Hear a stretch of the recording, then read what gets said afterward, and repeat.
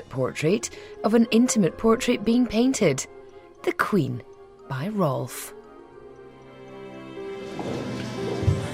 Behind this curtain is my official portrait of Her Majesty the Queen, and in a few moments it's going to be revealed to the press of the world for the very first time. I've given it my best shot and I hope you like it. It's been an unforgettable experience for me, and it all started way back in June at Buckingham Palace.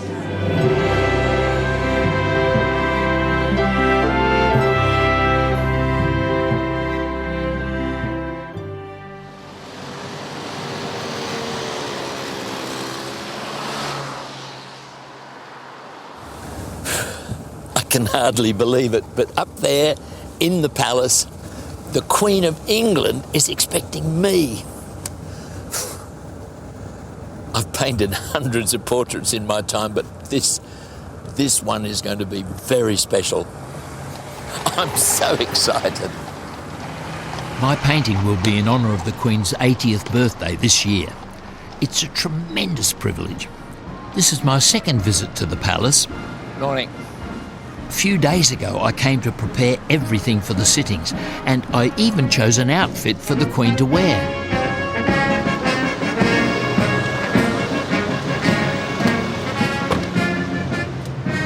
How all this gear out of here?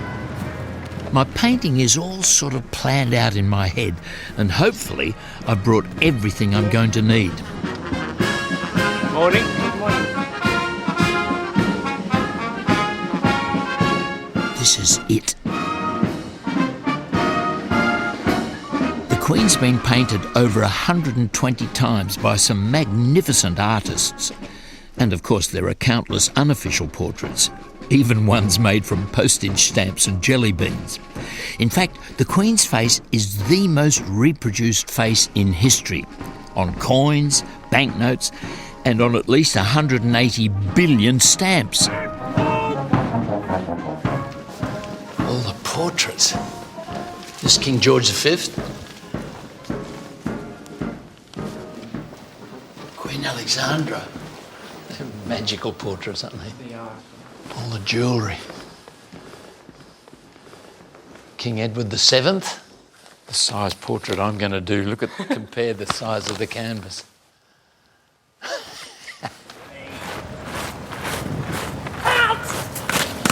That's good.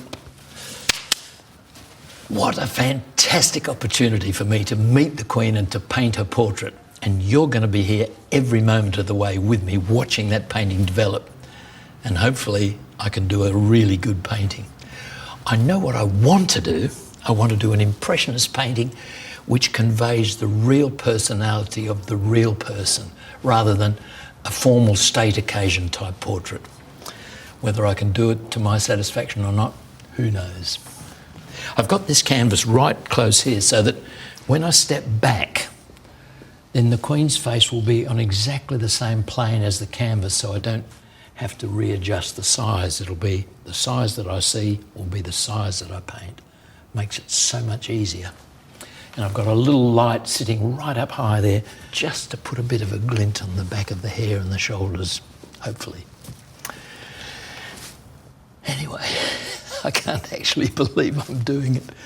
I thought I'd be much more nervous than this, but I'm a little apprehensive and very excited, and the Queen will be arriving any minute now, so wish me luck.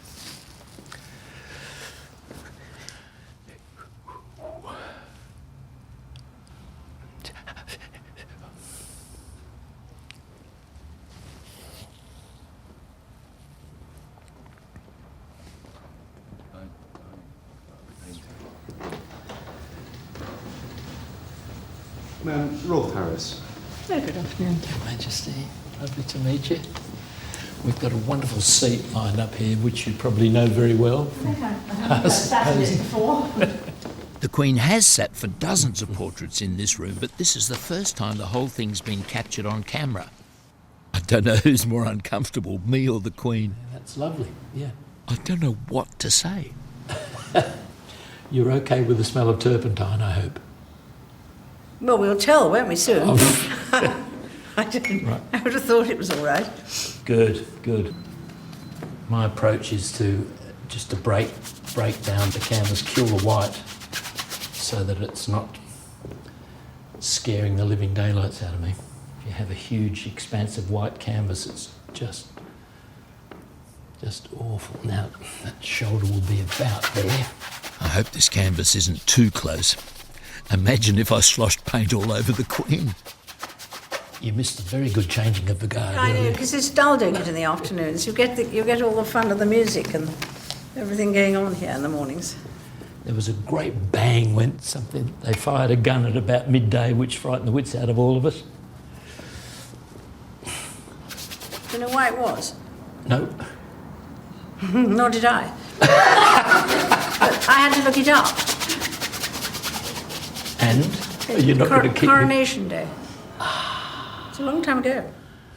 I was there on that morning. I was sitting out in Hyde Park with a blanket round me, had the accordion playing songs all night, waiting for you to come along in the golden coach.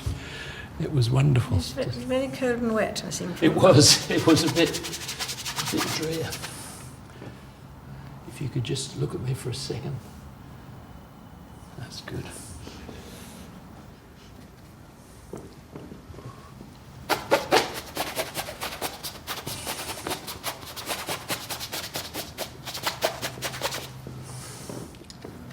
This takes me back a little bit to 1946, and I was a member of a sort of art class in Western Australia, and the exhibition was to be opened by Sir James Mitchell, who was the Governor of Western Australia.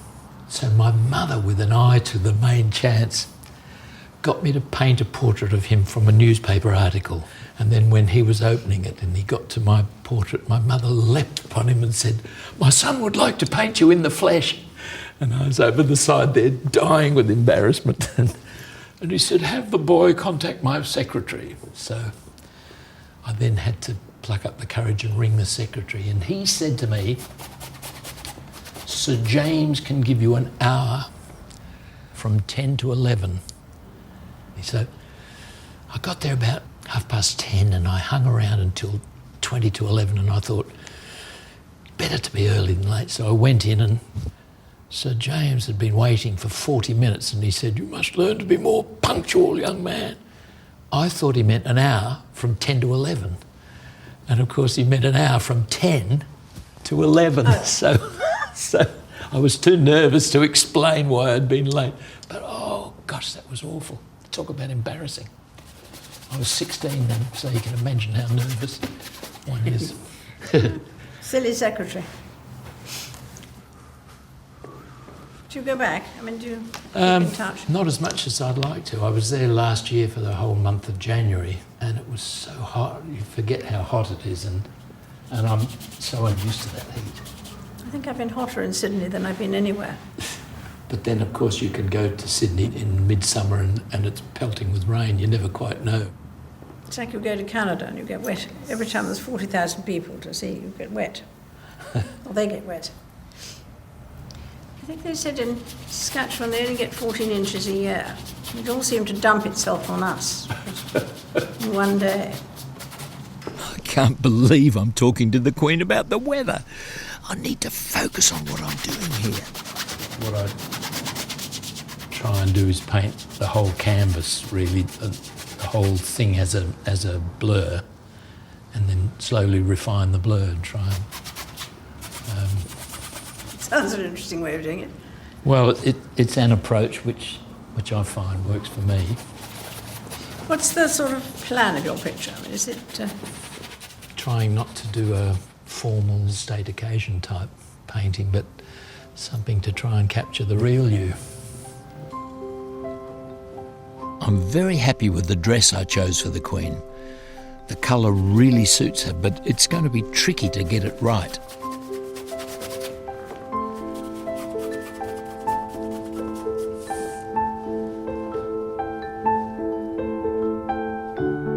And the Queen's so relaxed, that'll make it much easier for me to capture her real personality.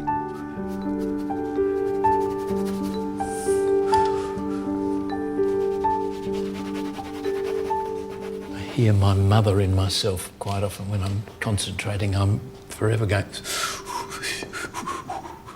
She used to do that all the time. Did she? Especially when she was annoyed, she would go...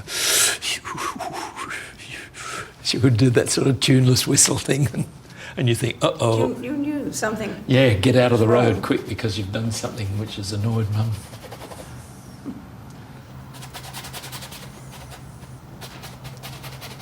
You find portraits a terrible chore? No, not really. It's quite nice. Just usually one just sits and people can't get at one because they know one's busy doing nothing. That's good. After 40 minutes, a figure is just starting to emerge from the blur, but I'm sure Her Majesty wouldn't recognise herself yet. I dread to think what the Queen's reaction would be if she saw this now, although I'm told she never comments on a portrait. But with so many paintings done over 80 years, I wonder what she really thinks about them. The trouble is you see yourself ageing in front of you. Does that upset you? Nah. Not really.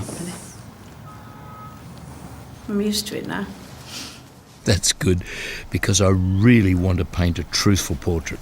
And like me, she is a grandparent after all. You get a lot of joy from grandchildren. Our little lad, he's just turned 9 and had a book and he was reading. Said to his mother yesterday, "What are the Aborigines?" His mother said, "No idea." And she showed her the word Aborigines. Aborigines. Oh, wonderful. Aborigines, great word. It is rather. Yes. It was really perfect. I was forever stopping my father and saying, "Don't move, don't move, I'm going to catch you just like that." And I'd say, "Oh, there's a wonderful light just coming round the corner of it." And as I'd get my finger there, he'd go like that, and I would jump every time. Frighten the wits out of me every time, and I was never ready for I it. fell for it, did you? Every time. "Don't move, Dad. Oh, I've got to catch this wonderful light. It's just coming through the bang." And he'd go... He's a lovely bloke. I've been so busy chatting, I haven't got nearly as far as I'd hoped, and I'm almost out of time. Do you find that you're anxious to see what's being done, or just leave it alone? Leave it. Stay out of it. Well, I might take a look as I go out. I hope to be able to do some work on this at home between now and the next sitting. But would I be able to take some photographs of you? Yeah. I was going upstairs the other day and I had a cup of coffee in this hand, the camera in this hand, and I was wearing shorts and sandals, and my sandal hit the step, the front of the step, and I went boom, coffee everywhere, and I grabbed the banister and thought, "Where's the camera?" Bang, and I hear it hitting the ground down at the ground floor. Smashed, and batteries came out, and I thought, "Oh, lovely camera." I've stuck it together and it still works, so if I could just put these down and I'll get a couple of shots. It's all covered in sticky dust. Yes, I've sprung that hinge there, that's wrecked completely, so that pops open and the batteries fall out. But it still works beautifully. Oh, that's perfect. If you can imagine you're looking out there and you just turn back to me and imagine you're thrilled to pieces to see me.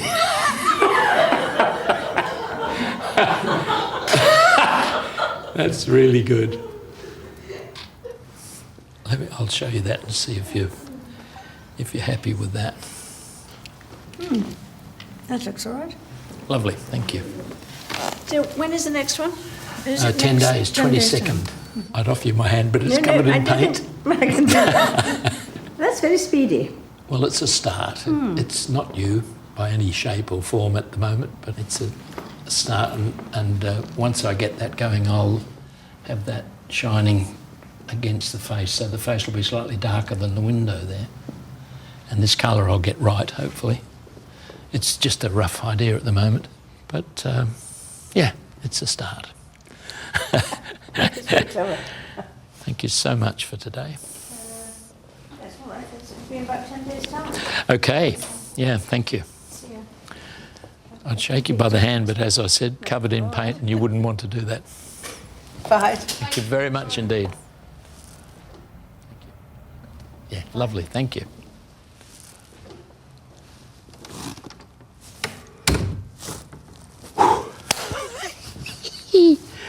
Wasn't she lovely? Well, I've got to get this home and get on with doing some work on this. See whether to go for the smile, the ordinary straight smile, or whether I want to see teeth showing in that smile, or who knows. But I'll certainly work on it and see how we can progress it from here.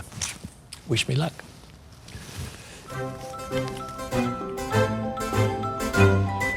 Gosh, imagine living among these grand portraits of your ancestors.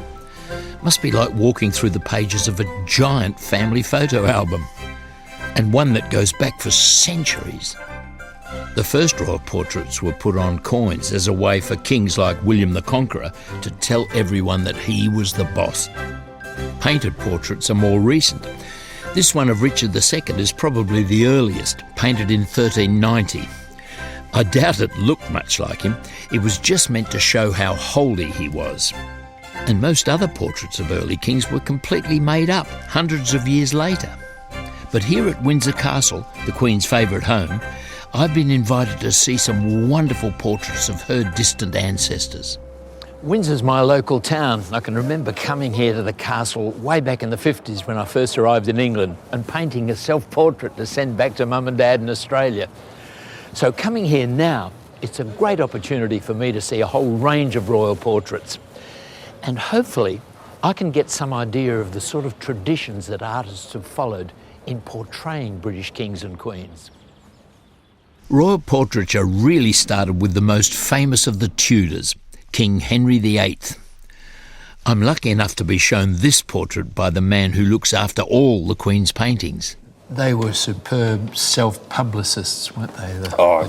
Their image is absolutely critical, but not necessarily just crude magnificence. That's not the only thing. Yeah. I mean, perhaps we're a little bit sad that it's not by Holbein, but you can see what Holbein brought to portraiture.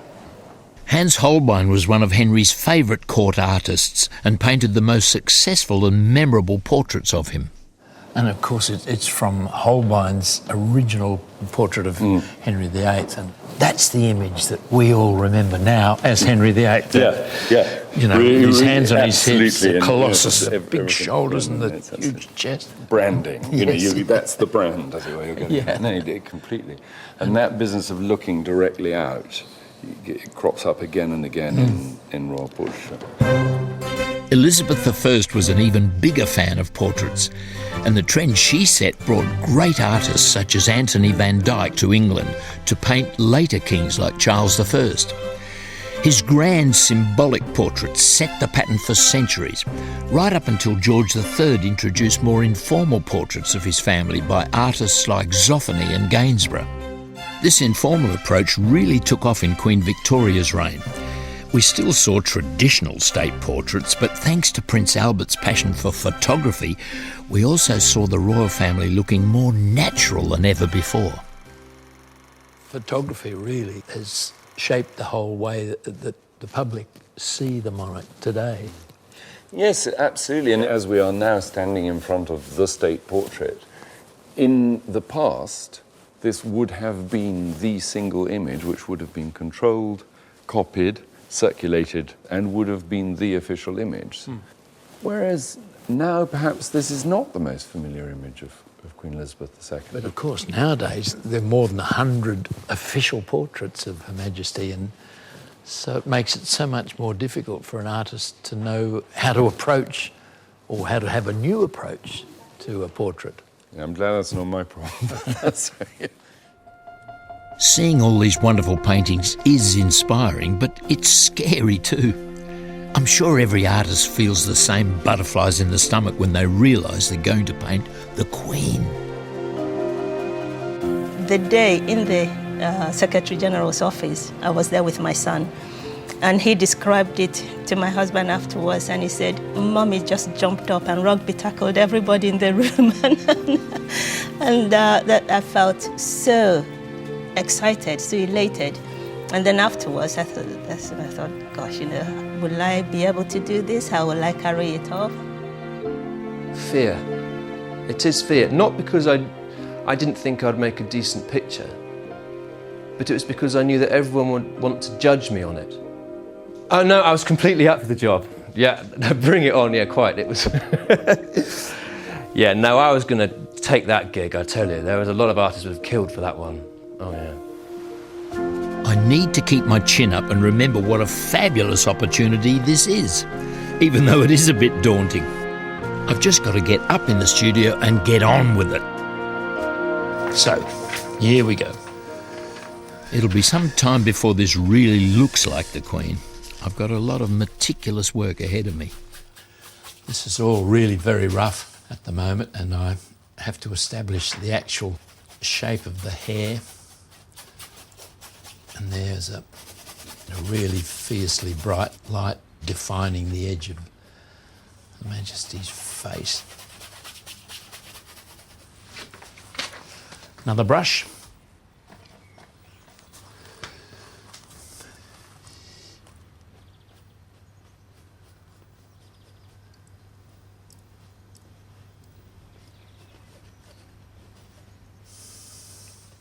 In the hurly-burly and the panic of being in the palace and trying to get this all started, I just used an indeterminate colour there for the shadow area, and it's come out very green. So I've got to knock that on the head and get a bit of a purpley pinkish colour in there. That's more like it.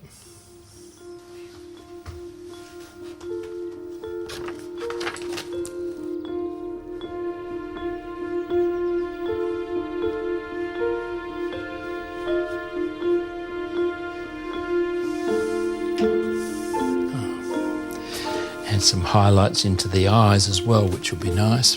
Just to go in there like bling bling. What a difference. I hope I've chosen the right approach for this painting. I'm working on a narrow canvas because I don't want anything to distract the eye from the Queen herself, and there'll be no flashy royal paraphernalia. I think staying informal will suit my impressionist style. Other artists have taken traditional approaches, painting the Queen in full state robes, while others have been much less formal and even controversial.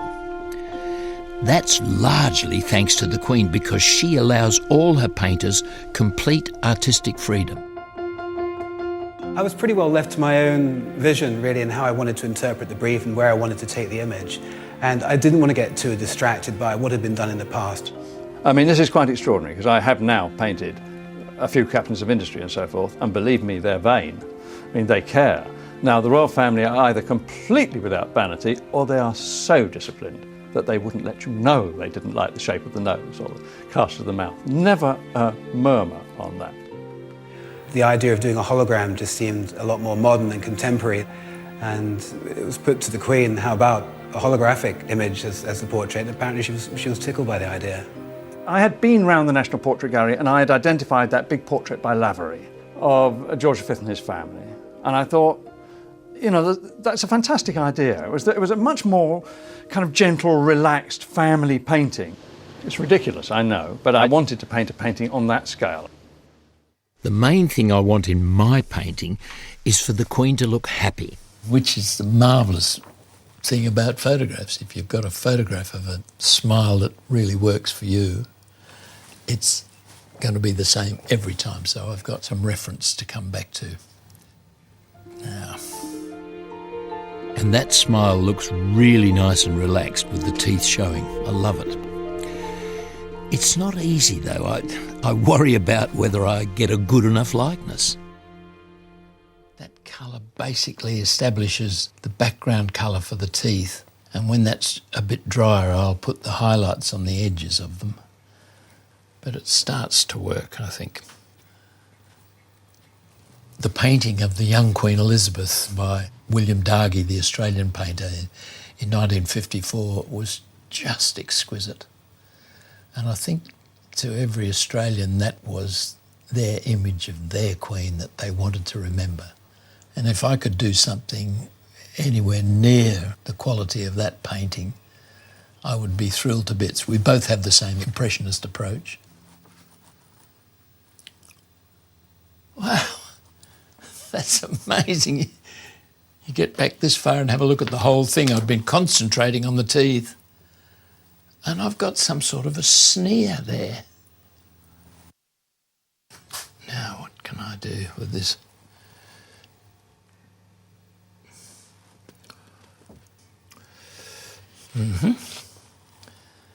And this can come down a little bit in there.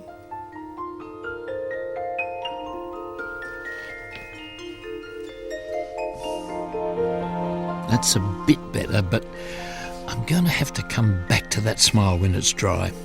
Perhaps I'll tackle the dress now. Windsor Emerald, very appropriate. This is a tricky colour and I can't rely on this photocopy. What I'm going to do is see if I can borrow that dress and get it down here to my studio so that I can actually see the reality of the colour. Anyway, I'll get on and rough out the lights and the darks for now. That's still not the right colour, is it? I'm going to come back to this tomorrow. I've had enough for now. I've got 8 days left before I'm back at the palace, and I can't get myself motivated to paint today. Just can't. And even though it's getting late, my mind's going round and round thinking about the portrait. I've got to do some work on it. Oh, that colour is so wrong on the dress. And that goes across there like that, something like that. I'm not really making much progress here. I'm just fiddling around with the background and I'm starting to flag now. That's it. Time for some sleep.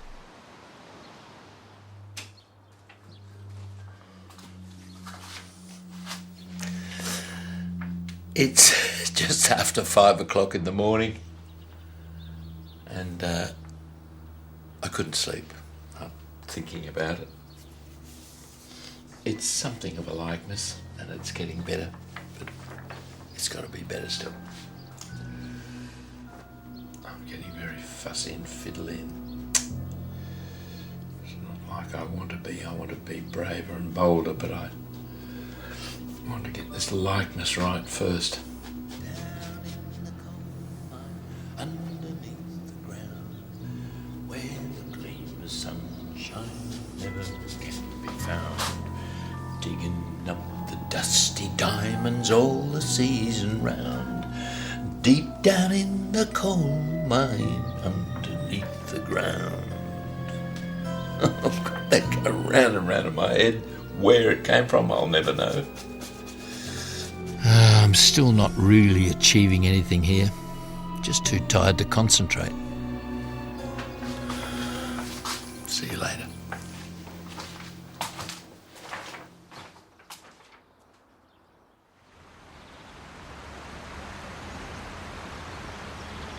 I've slept a bit more, but not much.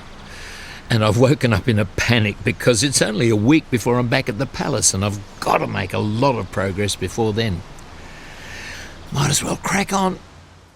I'm really stuck with looking down on this and getting a wrong perspective. I really want to be there in relation to that.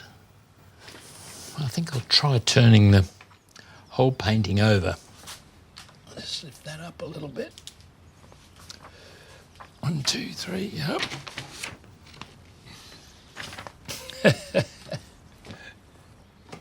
Now you see how you immediately don't recognise any of it. Okay.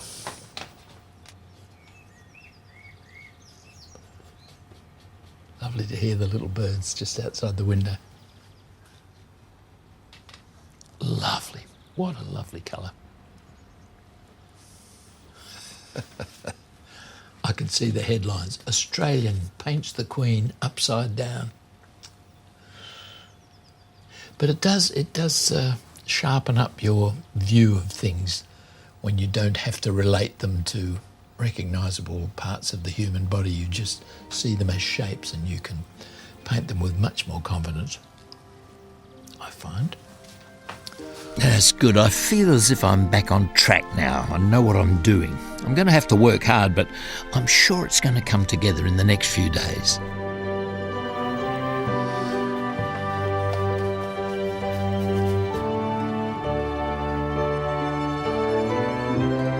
Let's turn it up the right way. Now it's all wet there. 1, 2, 3, up.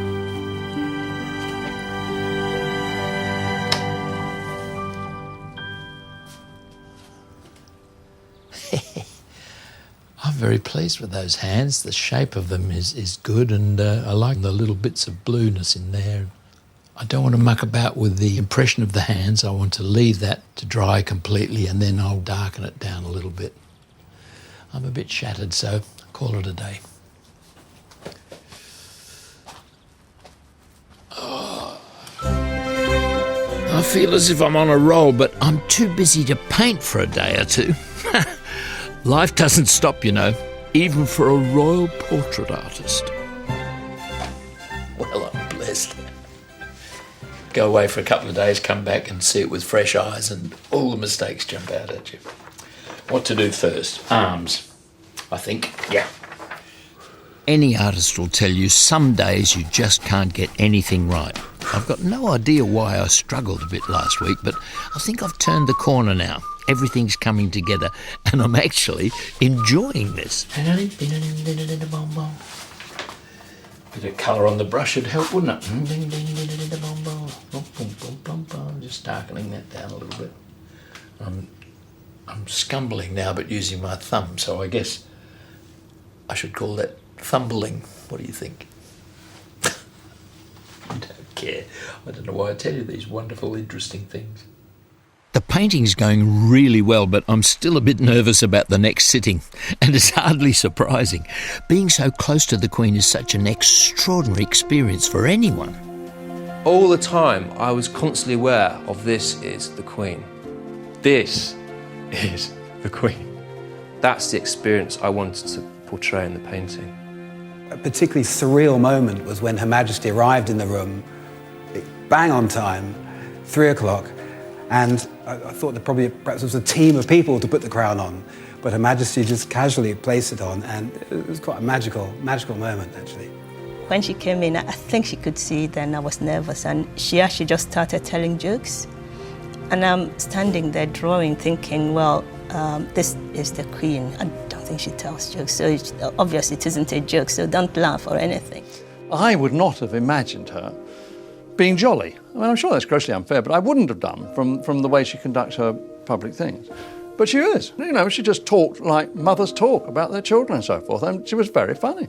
And I just enjoyed it enormously, except the fact she wouldn't sit still, which of course is a problem that everyone encounters with the Queen. She must be painted 3, 4, 5 times a year. It must be a frightful bore for her. And then also never to be able to give an opinion on the works afterwards. If someone painted me and it was really awful, I'd say, that is a bloody awful painting. She can't say that, you know, and I bet she's dying to. You know. Today's going to be a big day. I've just had my delivery from the palace.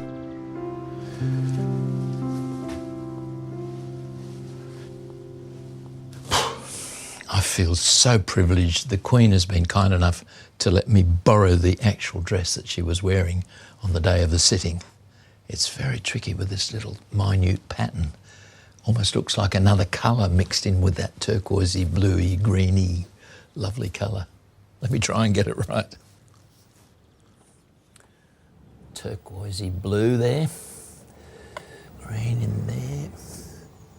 White.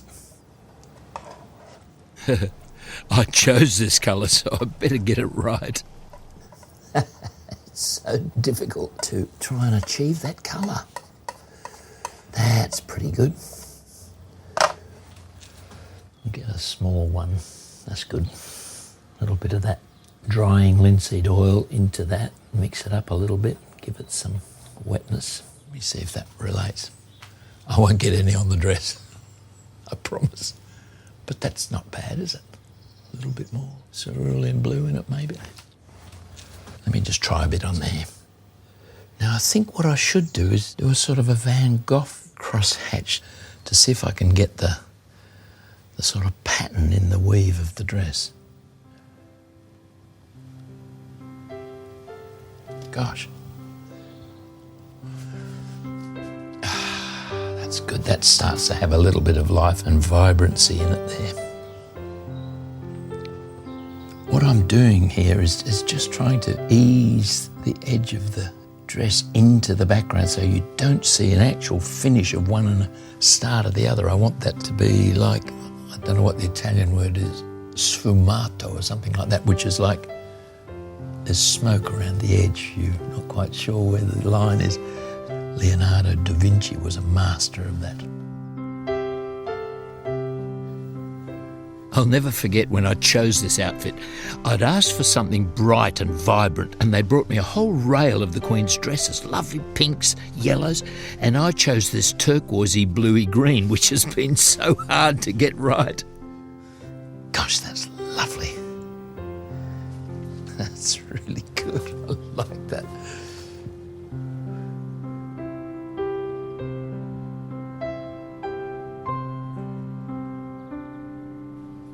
I think I'll call it a day. Right, I get this dress back, hands clean, yes. Get the dress back to the palace now.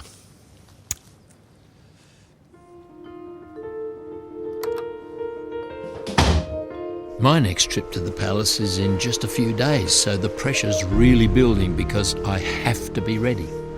And that means all the basic features done and finished so I can concentrate on subtle details.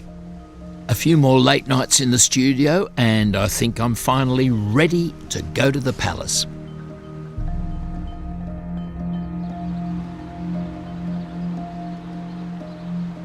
I've just heard that they've cancelled all the Queen's engagements for the foreseeable future because she's not well. She's got a very bad cold. I just got myself all psyched up to do the second sitting. Have to wait till they let us know when that's going to be possible. And I hope she gets better really soon.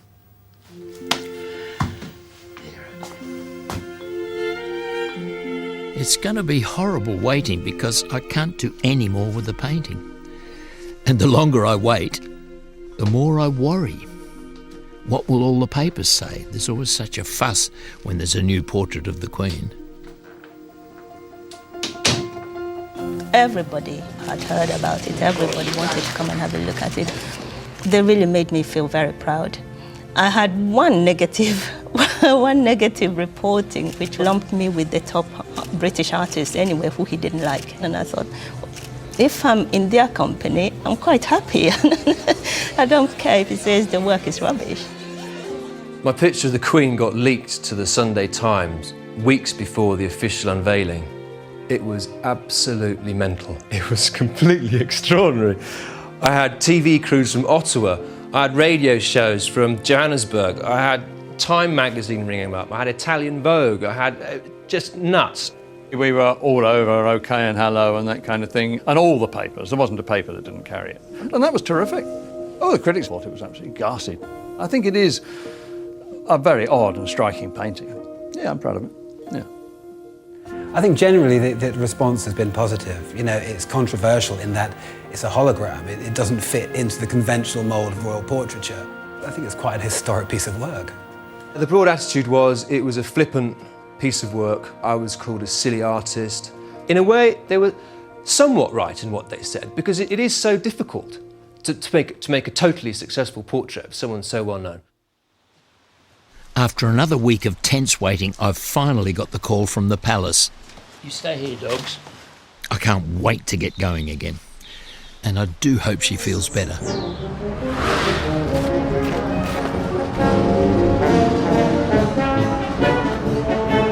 The second sitting's essential, and I've got just under an hour to work on the finer details. Oops, already. Your Majesty. Would you care to take your place now? I do feel for the Queen. Despite a dreadful cold, she's just spent the entire Trafalgar celebrations on a boat in miserable weather. I hope you're feeling much better than you were. No, I'm not, I'm afraid. I think the day out at sea didn't do me any good at all, but it's, I think the doctor just says it'll get better. Good. Well, we'll make It has this. horrible things, you know. They Yeah. tack your throat. You can't do much. Dear, oh dear. She must feel awful. It can't be much fun sitting here all afternoon. I hope I can help her to relax.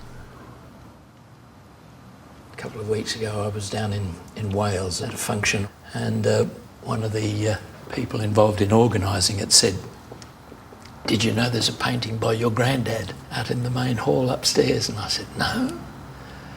So he took me upstairs, and there is a painting by my grandfather of your grandfather, George V, reviewing the troops in the 1418 war in the trenches. And it sent all shivers up and down the back of my spine. It was really lovely. And you didn't know it was there? No, I didn't, no.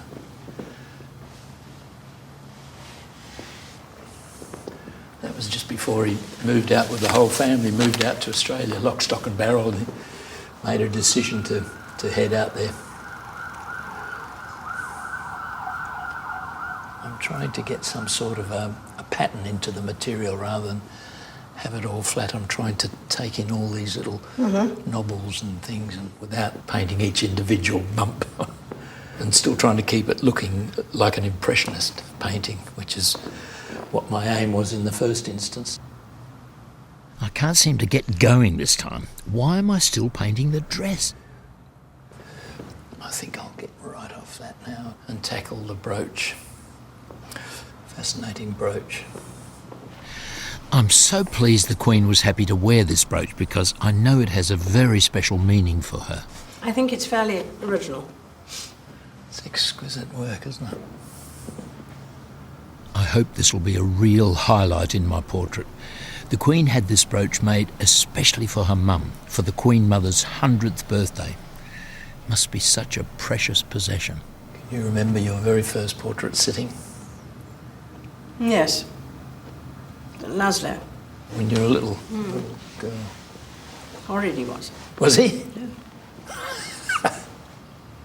Well, he was one of those people who wanted you to sit permanently looking at him. Don't do anything, yeah.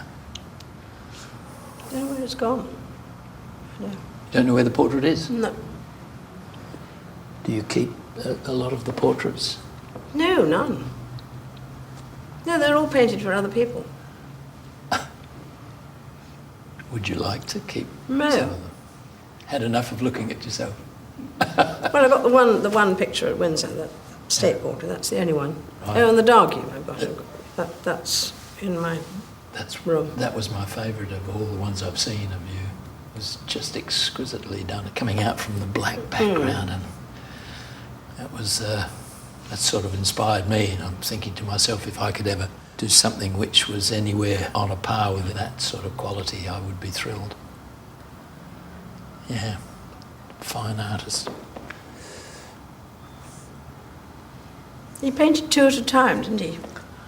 I didn't know. Yeah, he painted two at a time. Of the same? Mm-hmm. And I don't know which one I've got. When you said you had it at home, I thought, that's weird, because I thought Australia House had one, Exactly. or somebody in the Australian government had. Well, it was I think the Prime Minister had it, didn't he? He just painted really for him. Yeah, I thought so, yeah.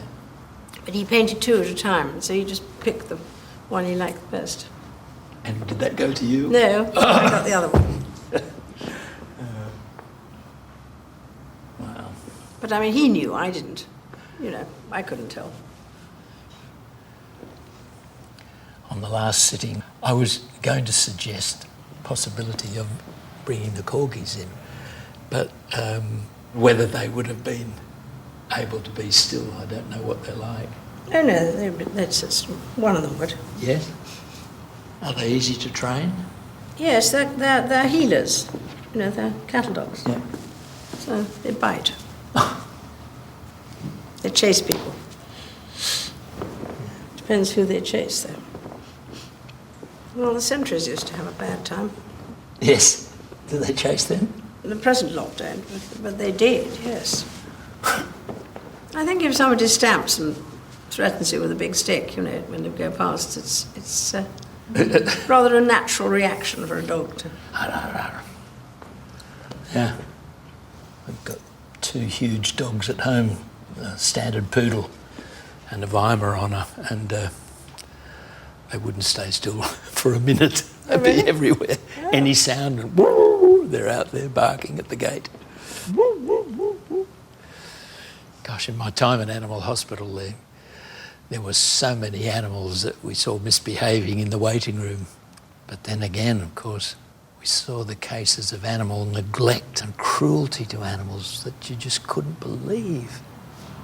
It was like the lady who had 30 animals in a house the other day. Oh, 30. We've had a lady with, I think it was 125 cats and dogs, and all living throughout the flat everywhere, and just... And never going out. Going on the carpets. It was just appalling, so upsetting, so powerfully upsetting. I suppose it still goes on. Oh, yeah. Yeah. Some people go on holiday and leave their children behind too, don't they? Oh, yes.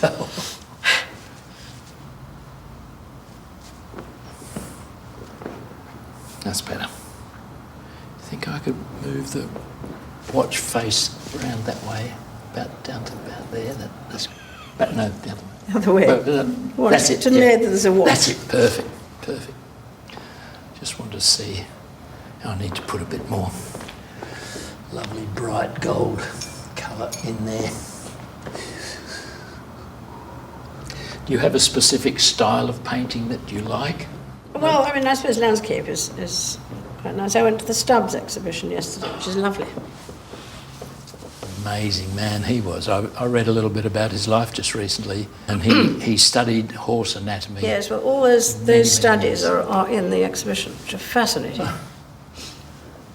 I gather he used to get any horse died anywhere around him, he would get them to bring the carcass to his studio, and then he would dissect and study all the muscles and the way the bones worked, and they said the place stank to high heaven. You know, it was just appalling. But what an artist! This as well have been a butcher, mind you, really. But what he did, unfortunately, was that he experimented terribly with his canvases. And we've got one which is flaking off. You can't stop it. Experimentation with the paint itself. I don't know, he primed it wrong or something. It's terribly sad. Well, this painting of mine has started to come to life, but something important is missing. What have I forgotten? The pearls, I haven't looked at the pearls yet. Gosh, I need to start working out how to do this. I'll just put in a basic background colour and then do all the tiny highlights on the pearls later when it's all dry. And they're not easy things to paint, I should think. No, you've got to get each individual pearl has its own lustre and its own shape. And there's a picture of Queen Alexandra at Sandringham. She's wearing a pearl thing all the way down her dress, which is rather grand. I've never tried that. Do those jewels still exist? Most of them, yes. Do they get altered and changed for My today's grandmother fashion? altered a lot. Do you ever have a desire to do the same sort of thing and change jewellery around for yourself? I don't wear jewellery very much unless I have to. So, I mean, my grandmother gave me the tiara for a wedding present, and I only discovered after I succeeded and got into her safe that I realised she'd taken the base off it. It was about that much taller, was it? Wow. So it's back on again. I suppose she thought, child's only 21, doesn't need to have a very big one. And anyway, she had mountains of hair too, because she had that very tall way of wearing her hair, so she needed something very high. I might try and tack a little bit more of that curtain at the back coming down there. I'll try and get that as accurate as I can. Have you painted me today? Or have you... I haven't done anything with you today, but I should do, shouldn't I? Now that you're here. Actually, if you can just look up at me again for a second.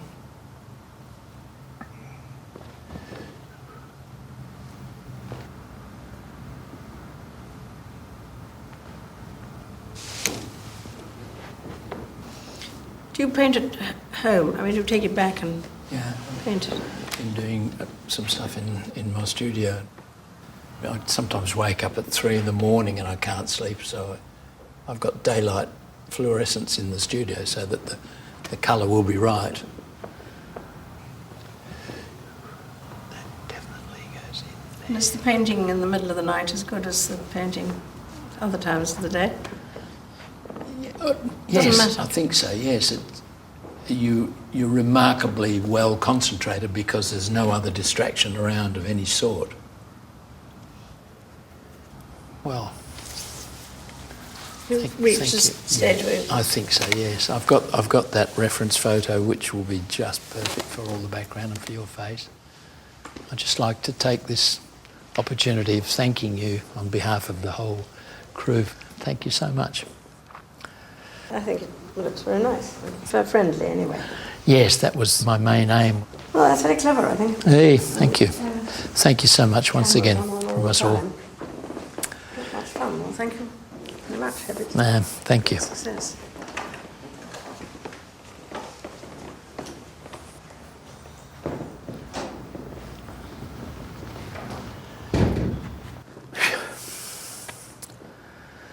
Well, I'm so thrilled that Her Majesty likes the happy feel of it, the friendly look on the face, because that was the main aim of the painting for me, to get the real person and the friendliness of that real person rather than the formal state occasion.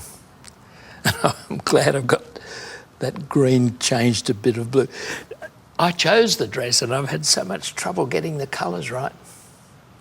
A lot of work to be done on the pearls and on the sparkle on that beautiful brooch. I'm looking forward to doing it. Like the painting, woo. Kent, come on. It's good.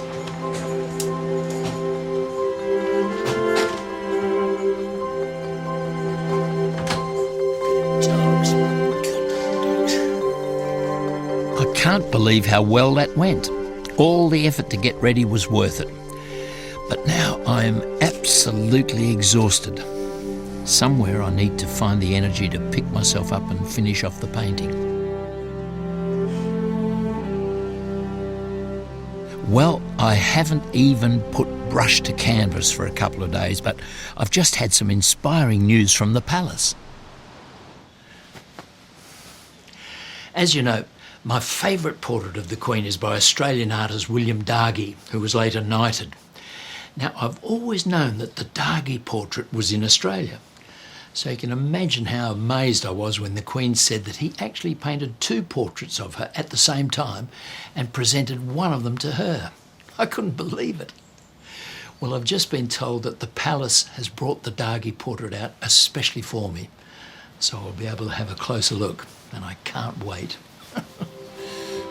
I'm so thrilled.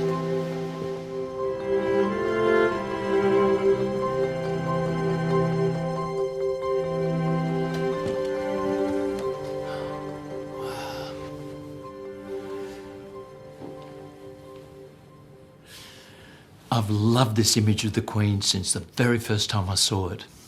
Hard to credit that he did 2 of them at the same time. He painted them in 1954, and the other portrait was adopted by the Australian government as the official portrait of the Queen. You would see reproductions of this lovely painting in town halls, schools, libraries, public buildings all over Australia. Elizabeth wore this dress on her first visit to Sydney as Queen. The pattern and the flower on her shoulder are mimosa, or what Australians call wattle blossom. So everybody calls this the wattle portrait. Apparently this tiara was left to the Queen by her grandmother, Queen Mary. I wonder if it's the same one she mentioned to me, where she'd had to have the bottom bit taken off. I love the impressionist nature of this little earring that you see, and you assume it's got all the same detail as that one, except it's just a little blur in the shadow. And I always imagined that Dargie had painted this, first of all, with a dark background and painted the picture on that. But I see there's certain areas of canvas still showing, so obviously he worked onto the natural canvas with the colours. She looks so regal and yet so human and so beautiful. I love it. I must say it's wonderful to see this painting. It's given me just the boost that I need to get on and finish my painting and stop worrying about little details. Right, I'm on the home straight now. I've still got layers and layers of detail to add, but looking forward to it. I'm going to lock myself away for a couple of weeks, and I'm not going to be distracted by anything or anybody until I've got it finished to my satisfaction.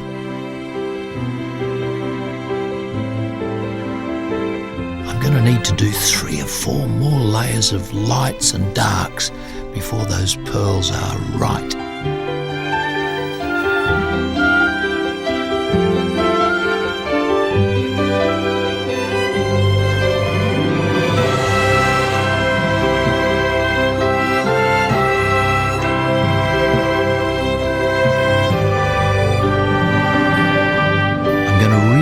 Enjoy getting the detail on this brooch.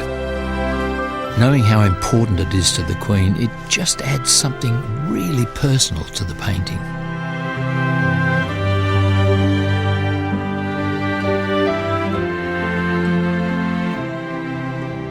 Nice little impressionistic touches here.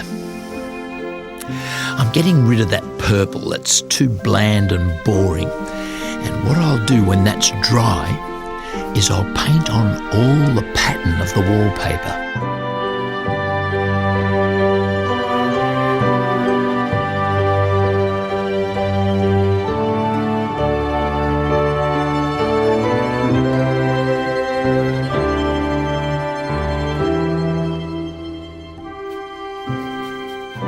Now that wallpaper is all dry, I'm putting a brown glaze over it. And that has the effect of moving the wallpaper back and pushing the Queen's head forward. It's working already.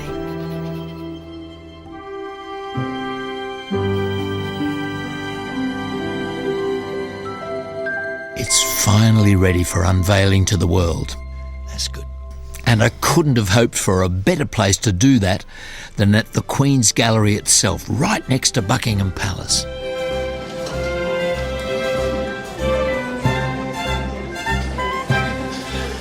This is it then. All these reporters and television cameras here to see my painting. I'm getting all excited and tense once again. Wonder what they'll say about it.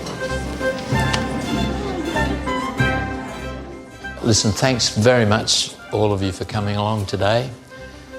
Shall we unveil it? What do you think? All those in favour? Right, here we go. Take a big breath. 1, 2, 3, hup.